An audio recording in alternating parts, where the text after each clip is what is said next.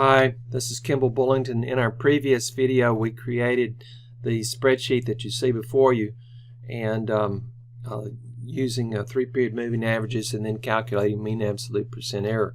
This time we're going to show how to create a couple of different types of line graphs for data like this.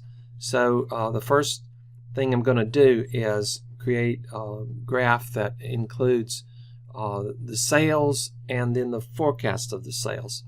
So to do that, I'm going to go over and highlight the sales, and once I've held my cursor down and highlighted this area and I let up, then I'm going to push the control key and go over and highlight the second column's worth of data here, the forecast, and then I let up and I go up to insert, and in this case I'm going to look at recommended charts, and I'm going to do this line chart here and insert it.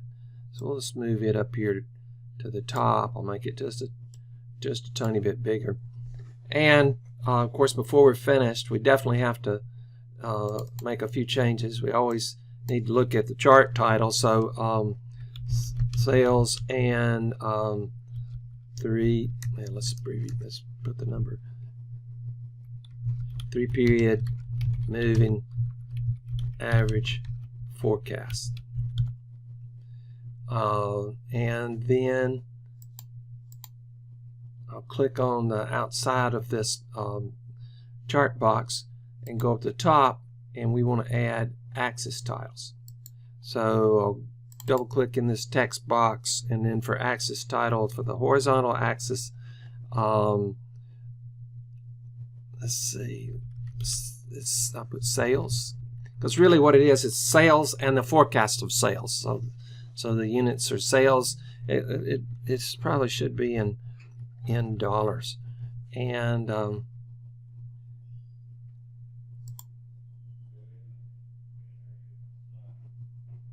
it looks like that's what that is. Now this would be in, I think this is probably just in units. So I'm going to just say sales. If it were dollars, I'd add that in. And then down here, this is the horizontal axis is in years. So we have a chart, and it's okay. You could put a border around it or whatever. I want to do one more chart though in this video, and that is let's do sales and price forecasted. Sales and price without the forecast, just the data. I'm going to highlight those and put insert, and I'll try the recommended charts. That one looks sort of goofy. Let's don't use that one. Let's use a line chart, and let's do this one with markers this time. Probably should have done markers up here. Let's look at that for a second. So let's change charts type, and I'll go to line, and we'll do line with markers, and OK. And so we've changed that one to lines with markers as well. Now down here, this one doesn't look as attractive. Obviously we've got chart title that needs to be fixed, and we'll say this is sales and price data, and click to get our axis titles, and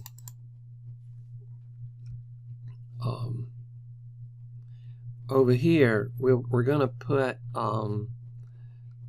sales. We've got sales and price, and they're really different scales. And this is years. So how are we going to deal with that? So this is years. So I don't like it showing up like this, where you really have no resolution on this one. You really can't see what price is doing compared to sales, or sales versus price.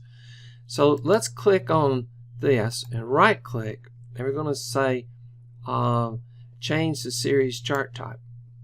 And so we're going to go down here, and we're going to change the price to a secondary axis, and I like that. So we've got now we can basically see sort of when the sales are up, the price is down, and sort of vice versa, which is a little bit of what we're expecting. There's something else going on here besides that, but that's at least not too far from what we expected.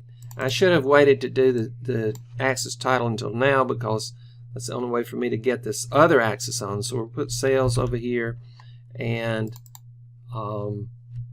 price on this side, and down here years. So we have two charts and two different ways of creating charts. Here's how to create a chart with a secondary axis, and